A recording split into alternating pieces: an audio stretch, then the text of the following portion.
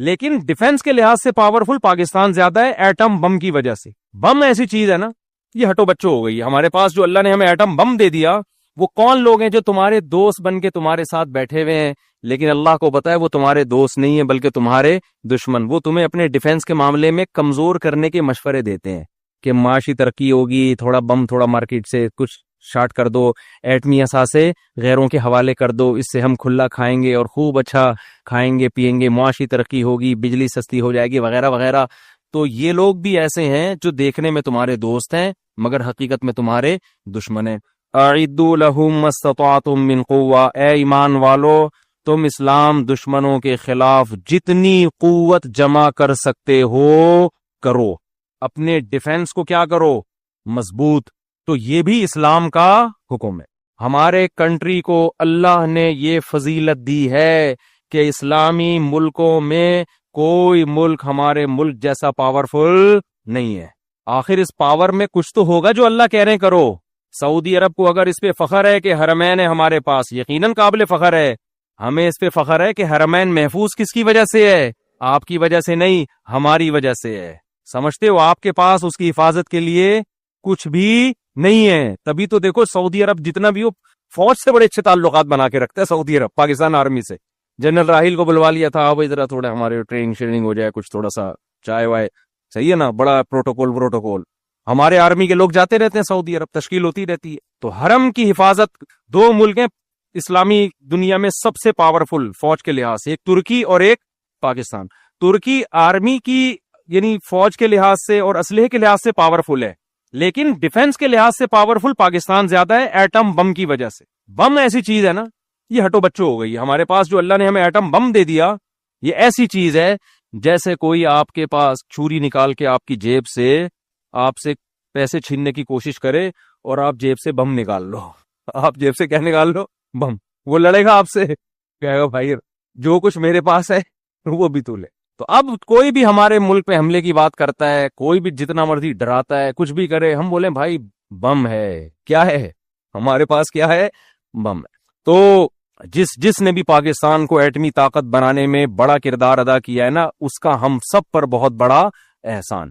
تو اللہ کیا فرماتے ہیں, اعدوا لهم ما استطعتم من قوة, تم جتنی قوت اکٹھی کر سکتے ہو دشمن کے خلاف اپنی ڈیفنس میں وہ طاقت جمع کرو. ومن رباط الخیل, آگے اللہ نے بتا دیا ایسا نہ ہو کوئی صوفی اٹھے اور کہے یہاں قوت سے روحانی قوت مراد ہے. قوت سے کیا مراد ہے, روحانی, یعنی نیک اعمال کرو, تہجد پڑھو, نیکیاں کرو, چلے 4 مہینے صحبت میں بیٹھو اہل اللہ کی نظر کی. یہ تو سب کرنا ہی ہے, اس کا میں خدا نخواستہ مذاق نہیں اڑا رہا, یہ تو کرنا ہی کرنا ہے. لیکن یہ ہو سکتا ہے جیسے منکرین حدیث نے کیا کہا کہ نماز جو ہے نا, نماز سے مراد ہے 5 ٹائم میٹنگ, اور وضو سے مراد ہے اپنے آپ کو گندگیوں سے پاک کر کے مسجد میں آنا. یعنی یہ والا وضو ہی مارکیٹ سے کیا کر دیا انہوں نے, شارٹ.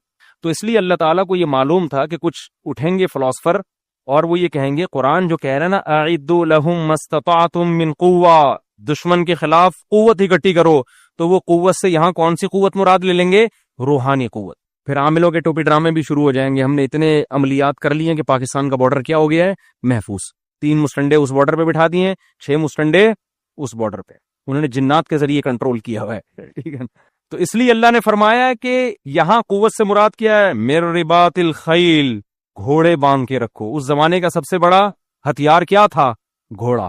اور حدیث میں اس آیت کی تفسیر ہے, آپ نے فرمایا الا ان القوت الرمی, الا ان القوت الرمی, الا ان القوت الرمی.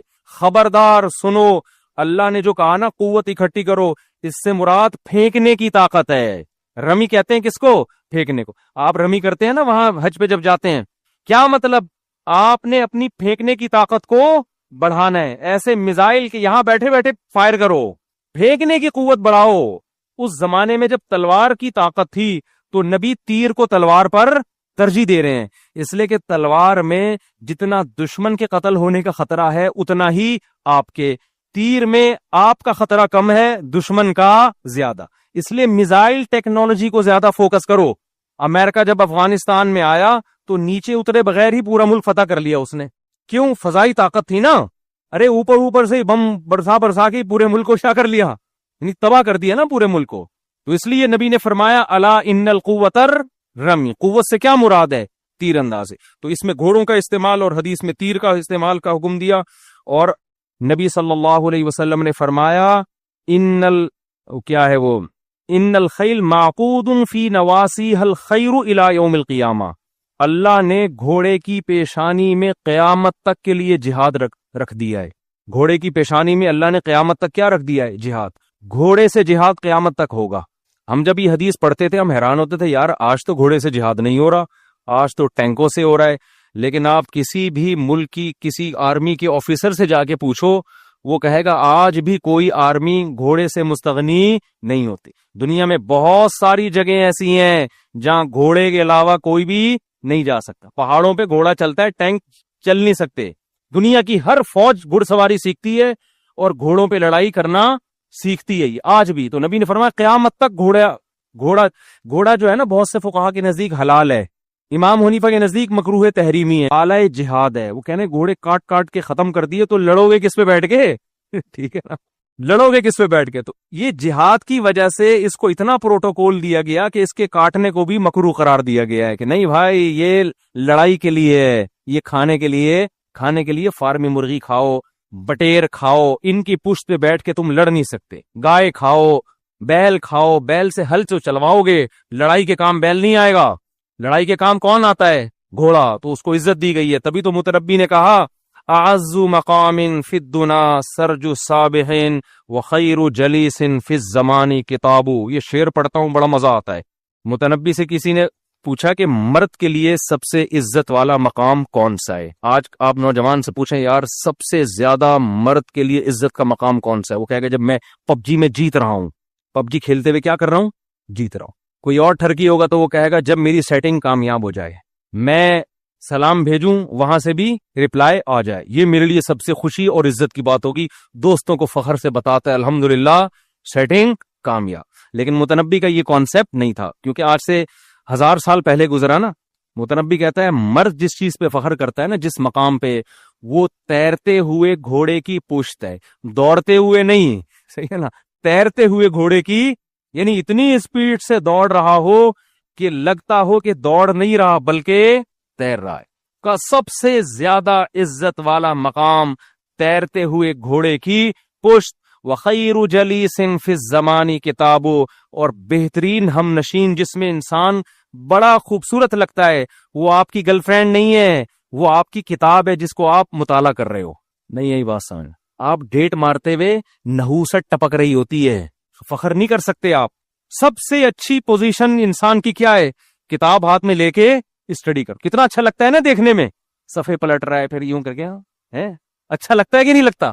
پھر اپنا چشمہ تھوڑا سا یوں کر کے دیکھتے ہیں, ہاں بیٹا کیا بات ہے, کیا کام ہے آپ, پھر دوبارہ مطالعے میں مشغول ہو جاتا ہے. ایک اور شعر سنا دوں, میں جلدی سے مکمل کر دوں. ہمارے حضرت ایک شعر پڑھا کرتے تھے. عرب کے جو شاعر گزرے ہیں نا نبی صلی اللہ علیہ وسلم کے دور سے پہلے, کیونکہ بہادری بہت عرب میں تھی, فخر کیا کرتے تھے, تو اپنے گھوڑوں کی تعریفوں میں پوری غزلیں لکھا کرتے تھے. وہ آج تو غزلیں عورت کے حسن سے شروع ہوتی ہیں, عورت کے حسن پہ ختم. عرب گھوڑوں کی بڑی تعریفیں کیا کرتے تھے. تو ایک غالباً امرؤ القیس شاعر تھا, نبی کے دور سے 40 سال پہلے گزرا. وہ اپنے گھوڑے کی تعریف کیا کرتا ہے, ہمارے حضرت یہ شعر بہت پڑھا کرتے تھے. مکرن مفرن مقبلن مدبرن معن کجلمود صخر حتہ السیل من علی. کہہ رہا ہے میرا جو گھوڑا ہے نا مکر, انتہائی تیز رفتاری کے ساتھ آگے حملہ کرنے والا, کہتے ہیں کرر و فر کے ساتھ. مفرن بہت اسپیڈ کے ساتھ بھاگنے والا. مقبلن مدبرن معن, ایک ہی وقت میں آگے بھی بڑھے گا اور ایک ہی وقت میں پلٹا بھی کھائے گا, یعنی ایک سیکنڈ میں آگے بھی جاتا ہے اور ایک اسی سیکنڈ میں پیچھے کی طرف گھومتا بھی ہے. آگے کہتا ہے جب یہ دشمن پہ حملہ کرتا ہے کجلمود صخر حتہ السیل, ایسا لگتا ہے پہاڑ کے اوپر ایک بہت بڑی چٹان ہے, پتھر ہے جو لڑکتا ہوا نیچے آ رہا ہے بلندی سے. کیسا خوف ہوتا ہے نا. ابے لینڈ سلائیڈنگ کبھی دیکھی ہے؟ لینڈ سلائیڈنگ میں تو 2-4 ڈھیلے, استنجے کے ڈھیلے گر رہے ہوتے ہیں, ٹھیک ہے, اسی سے لوگ ڈر رہے ہوتے ہیں. بہت بڑی چٹان ٹوٹ کے پتھر لڑکتا ہوا نیچے آ رہا ہو, کیسا خوف. کہہ رہا ہے میرا گھوڑا جب دشمن پہ حملہ کرتا ہے, دشمن کو یہ نہیں لگتا کہ گھوڑا حملہ کر رہا ہے, دشمن کو ایسا لگتا ہے کہ ایک چٹان کا بہت بڑا پتھر ہے جو لڑکتا ہوا میرے سر پہ آ کے گرے گا. تو یہ گھوڑوں کی تعریفیں تھیں. کبھی کبھار گھوڑ سواری کر لیا کرو اپنے خرچے پہ. یہ جو کلفٹن کے گھوڑے ہیں نا اس سے یہ مراد نہیں, یہ والے گھوڑے سے مراد نہیں. خیر, تو اللہ نے کیا فرمایا, اعدوا لهم ما استطعتم من قوة. بس جلدی سے سمیٹتا ہوں بیان کو. قوت استعمال کرو. اور آگے اللہ کیا فرماتے ہیں, ترہبون به عدو اللہ وعدوکم. ہم یہ نہیں کہہ رہے کہ لڑو بھی, اتنی طاقت جمع کر کے رکھو کہ اس طاقت کے ذریعے تمہارے دشمن اس پاور کا سن کے تھر تھر کانپنا شروع کر دیں, کانپیں ٹانگتی رہیں ان کی. جب ان کو پتا چلے نا کہ غوری میزائل کے بعد ایک اور میزائل ایجاد کر لیا, ایک اور ایجاد کر لیا, ایک اور ایجاد کر لیا, ایک اور بم بنا لیا ہے, تو یہ سن کے کیا ہوتے رہے, کانپتے رہے. وہ ترہبون بہ عدو اللہ وعدوکم. اس سے تم اللہ کے دشمنوں کے دل پہ بھی اپنا روب بٹھاؤ اور اپنے دشمنوں پر بھی اپنا روب بٹھاؤ. تو روب بٹھانے کے لیے میرے بھائی وظیفوں سے کام نہیں چلتا. آگے اللہ فرماتے ہیں وآخرین من دونہم. اور کچھ دشمن ایسے ہیں جو تمہیں خود بھی معلوم نہیں ہے, ان کی بھی کانپیں ٹانگنا شروع کر دیں گے. کچھ تو ایسے ہیں جو تمہیں پتہ ہے, ان کو بھی ڈراؤ, اور کچھ ایسے ہیں جن کا تمہیں علم نہیں ہے, ہمیں پتہ ہے وہ بھی ڈریں گے.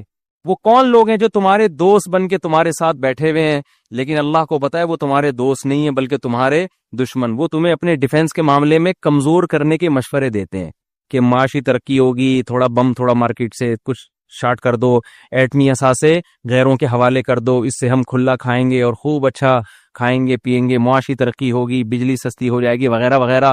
تو یہ لوگ بھی ایسے ہیں جو دیکھنے میں تمہارے دوست ہیں مگر حقیقت میں تمہارے دشمن ہیں. خیر, یہ بہت پورا ہی جہاد ہی ہے, کہاں تک بیان کریں اس کو. اللہ نے ایک بس آیت اور پڑھ لیتا ہوں. اللہ نے فرمایا کہ اے ایمان والو نبی کی مدد کرو. صحابہ کو حکم دیا نا کہ لڑو, تبھی تو صحابہ پھر لڑتے رہے. اتنی لڑائیاں ہوئی ہیں تو, اور اب تک ہو رہی ہیں, اب تک لڑ رہے ہیں. تو اللہ نے کیا فرمایا, الا تنصروہ, اگر تم نہیں لڑو گے, تم مدد نہیں کرو گے, فقد نصرہ اللہ اذ اخرجہ الذین کفروا. تو دیکھو اس وقت کو یاد کرو جب محمد صلی اللہ علیہ وسلم ابو بکر کے ساتھ اکیلے نکلے تھے, اس وقت بھی اللہ نے غار میں مدد کی تھی. اذ ہما فی الغار, جب وہ دونوں غار میں تھے. ثانی اثنین, نبی ان دو میں سے ایک تھے.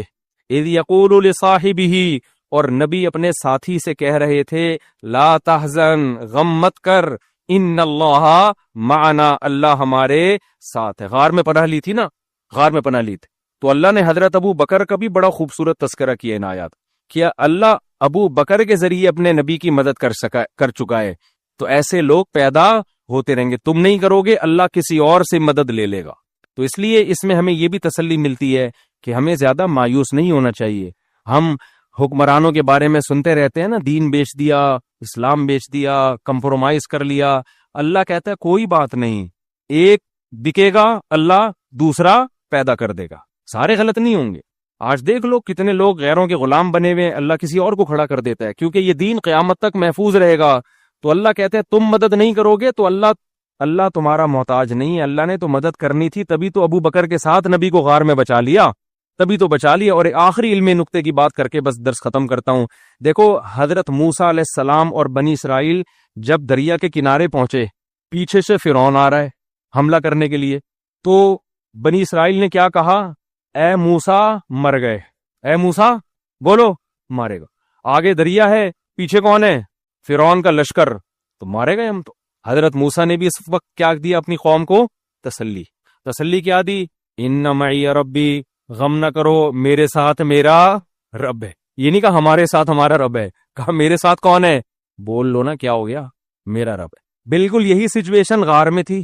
حضرت ابو بکر کے ساتھ نبی صلی اللہ علیہ وسلم اور قریش کا لشکر, مکہ والوں کا لشکر وہاں پہنچ گیا, غار کے منہ پہ کھڑا ہوا ہے. یہاں بھی حضرت ابو بکر پریشان کہ یا رسول اللہ یہ تو پہنچ گئے. اب یہاں بھی نبی نے کیا تسلی دی, ان اللہ معنا, غم نہ کرو اللہ ہمارے ساتھ ہے. یہاں نبی ابو بکر کو اپنے ساتھ ملا رہے ہیں, وہاں موسیٰ علیہ السلام بنی اسرائیل کو اپنے ساتھ نہیں ملا رہے کہ میرے ساتھ میرا رب ہے.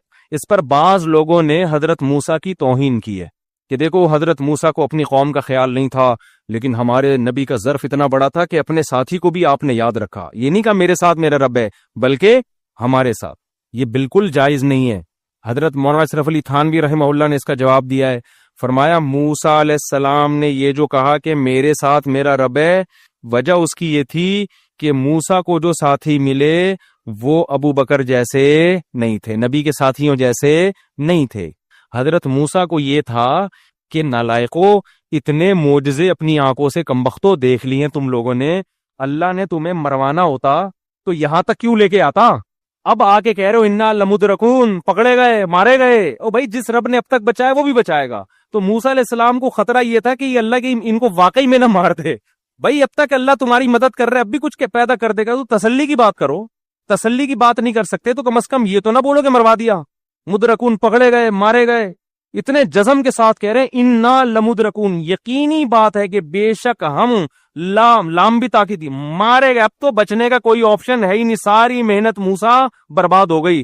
حضرت موسیٰ کو کتنا غصہ آیا ہوگا، اس لیے حضرت موسیٰ نے دل میں سوچا ہوگا پتہ نہیں ان کی مدد ہوگی کہ نہیں ہوگی۔ اپنے بارے میں تھا ان معی ربی، میرے ساتھ کون ہے؟ میرا رب۔ ادھر نبی کو پتا تھا حضرت ابو بکر نے کوئی ایسا جملہ ناشکری کا تنزیہ زبان سے نہیں نکالا، کوئی نکالا، اس لیے حضرت ابو بکر کے بارے میں نبی نے، وہ تو ساتھ دے رہے ہیں آپ کے، تو اس لیے نبی نے ابو بکر کو تسلی دی، ان اللہ معنا، ہم دونوں کے ساتھ اللہ ہے۔ اللہ ایسا نہیں کرے گا کہ مجھے بچا لے آپ کو چھوڑ، دونوں کو بچائے گا اللہ تعالیٰ۔ تو یہ صحابہ میں اور دوسری امتوں میں فرق تھا۔ اللہ تعالیٰ سمجھنے کی عمل کی توفیق عطا فرمائے۔ جلدی سوال بڑے جلدی دو منٹ سوال۔ میرا بھتیجا 4 سال کا ہے، اس کی طبیعت خراب رہتی ہے، مطلب اس کی ذہنی حالت خراب ہے، بہت ہی کم لفظ بولتا آتا ہے، کوئی مسئلہ بھائی تو ڈاکٹر سے اثرات بتاتے ہیں عالم، اثرات کوئی نہیں ہے، ڈاکٹر سے رابطہ کریں، بچوں میں بھی یہ بیماریاں ہوتی ہیں۔ میرا بیٹا 3 سال کا ہونے والا ہے، اس کو اسکول یا مدرسے میں کب داخل کروائیں؟ حافظ کس عمر میں بنانا بہتر ہے؟ اصولی طور پر تو 7 سال تک بچے کو کھیلنے کودنے کے علاوہ کوئی کام نہ کرنے دیں، بس اس کو بڑوں سے بدتمیزی نہ کرنے دیں، ہلکی پھلکی نماز روزے کی ترغیب دیتے رہیں۔ اصولی طور پر تو 7 سال تک اس کے جسم کو بڑھنے دیں، کھیلنے دیں، دماغ کو گرو کرنے دیں، لیکن آج کل میرے گھر میں اس پر عمل نہیں ہوتا تو میں آپ کو کہاں سے عمل کرواؤں؟ صحیح ہے نا؟ آدمی مجبور ہو جاتا ہے، کہتا ہے یار بہت اس میں چخ پخ پخ ہوتی ہے، تو پھر جو مرضی عمر میں اپنی جو بیگم آپ کی مشورت ہے اس عمر میں اسکول میں داخل کر۔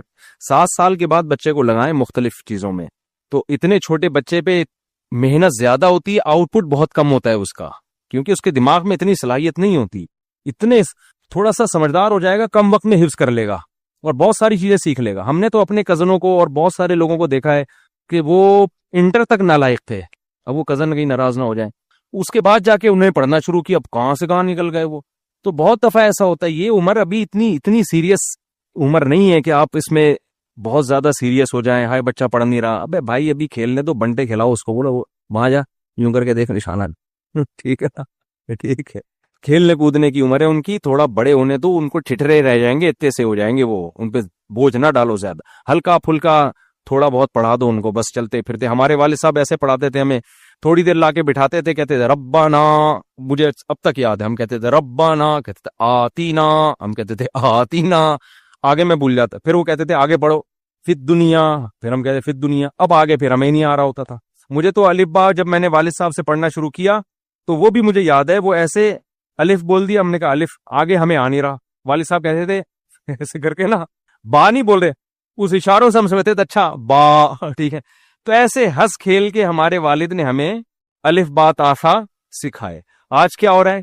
الف الف آگے بول، آپ لوگوں نے بھی قاری صاحب کا انہوں نے بنایا، فن والوں نے، دیکھیں آگے پڑھیں، وہ بیچارے سے نکل نہیں رہا ہوتا، وہ ہکلا ہو جاتا ہے اسی چکر میں، ٹھیک ہے، اتنا بوجھ اس کے اوپر ڈالتے ہیں کہ وہ ہکلا ہو جاتا ہے، تو نکل نہیں رہا ہوتا، پھر اس کو ڈانٹتے ہیں، ٹارچر کرتے ہیں۔ ابے بھائی کھیلنے کودنے دو، 7 سال تک تو اللہ نے یہ بھی نہیں حکم دیا کہ نماز کا حکم دو اس کو، نماز جیسی چیز بھی نہیں ہے، تو بھی کھیلنے دو ان کو، دل بہلانا۔ غیر اخلاقی سرگرمیوں سے بچاؤ، بڑوں سے بدتمیزی سے بچاؤ، بڑوں سے بدتمیزی نہ کرنے دو اس کو۔ ادب ایک دفعہ نکل گیا تو اس سے بڑا پھر خطرناک کوئی نہیں بنے گا، ادب سکھاؤ اس کے بعد پھر 7 سال میں تھوڑا تمیز سکھاؤ، پڑھنا لکھنا سکھاؤ۔ لیکن آج کل اس پر عمل ہوتا نہیں، ہمارے گھر میں نہیں ہو رہا تو آپ کے گھر میں کہاں سے ہوگا؟ تو کیونکہ نہیں، آج کل گھر والے اس پہ راضی نہیں ہوتے، تو آپ زیادہ دباؤ ڈالو گے تو وہ آپ کے سر کے جو رہے سہ بال ہیں وہ بھی کیا ہو جائیں گے؟ ختم۔ خواتین کہتی ہیں بھائی ہم نے نہیں پالنا، اسکولوں میں بھیجو، تو وہ بھی اسکول میں بھیج دیتی ہیں، وہ آدھا دن اسکول بچے پالتے ہیں، کیسے آدھا دن اسکول پالتا ہے، اس کے بعد آ کے ویڈیو گیم پالے گا، ہگائی متائی کا سارا سیٹ اپ پیمپر نے لیا ہوا ہے، تو اس طرح آٹومیٹیکلی بچے پل پل کے اطلاع ملتی ہے کہ بڑے ہو گئے ہیں، ایک دن پتہ چلتا ہے کہ بچے کیا ہو گئے ہیں؟ بڑے ہو گئے۔ تو اس طرح سے چل رہا ہے سیٹ اپ، پھر ٹیوشن جاتے ہیں، یہی چل رہا ہے سارا۔